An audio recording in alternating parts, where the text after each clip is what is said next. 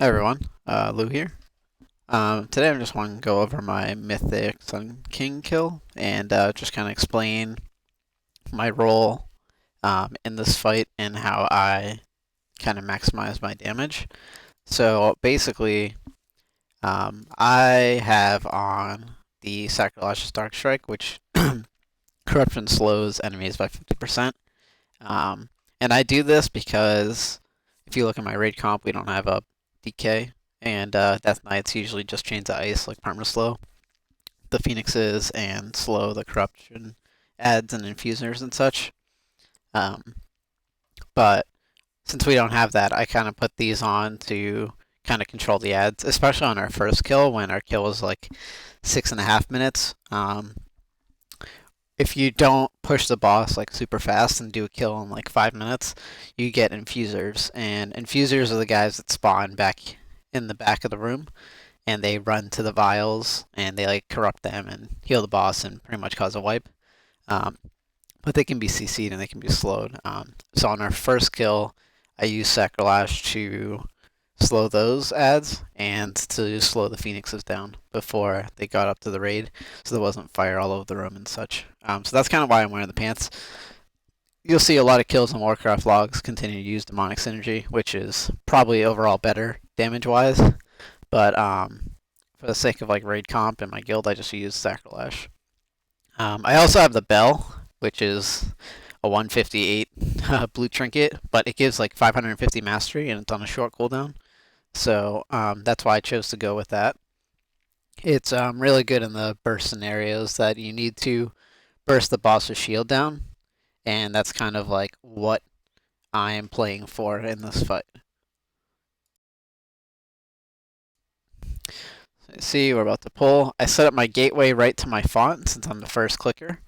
Um, so I'm pretty much going to see the corruption, dot the ad, and then I'm going to use my gateway. I'm going to kick the far back right ad, and then I'm going to click on my pedestal to heal the boss.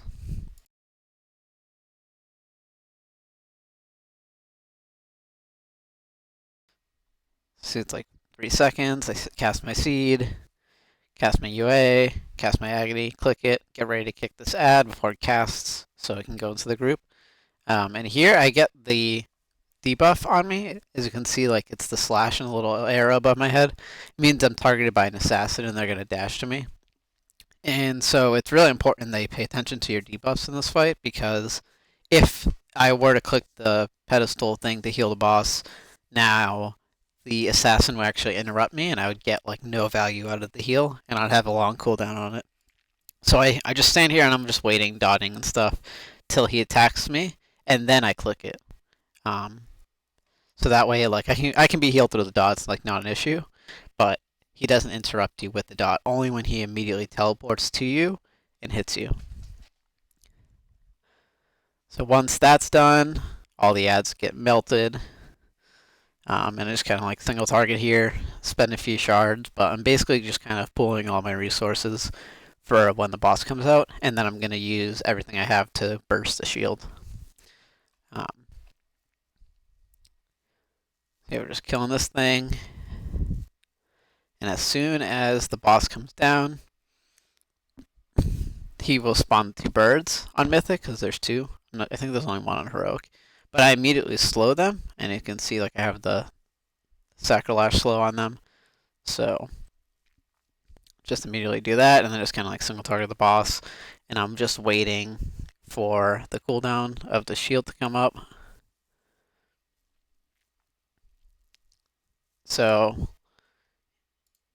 if you look on the top, it says Cloak of Flames in about 8 seconds. That's when I am pretty much going to do my burst. So at this point, as soon as I see that cooldown is like coming up, I like start to refresh my dots, refresh my haunt, Shadow's Embrace, etc., and I just start getting ready to burst the shield. So it's like 4 seconds away.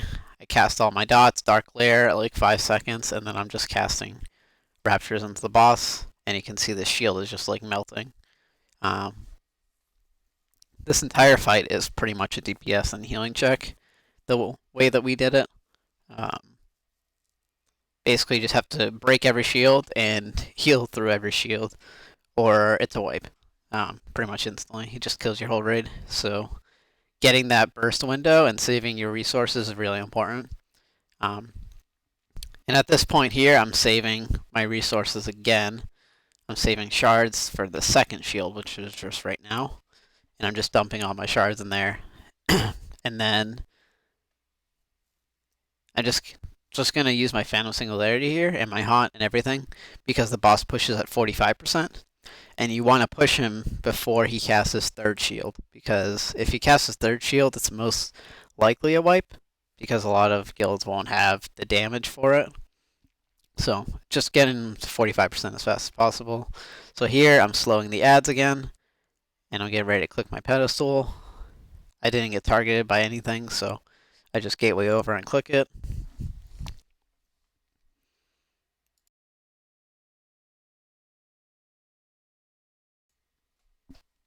You can see like my role in this fight isn't very fun, but it doesn't matter. Like kills the boss, so it's whatever. You know, unfortunately, Warlock isn't a massive AoE class that can just like kill everything like a Fire Mage or a Boomy or Hunter can. So here is when the ads spawn, and so we use our Bloodlust here just to burn everything down, and like this is where we push the boss, healing wise. So I'm just pretty much single targeting down all the assassins and bursting them down. All the little ads I don't even bother with. I'll hit them with the CD Corruption to spread corruption, but other than that, I just single target all of the ads, or all the assassins. Because those are the things that are dangerous, right? Like they can cleave your whole raid and they can actually kill you, so I'm literally just pumping into this one assassin right now with dots into the others. But I have like my UA and Haunt on one. And then you see I'm just draining for more shards, draining them all for shards.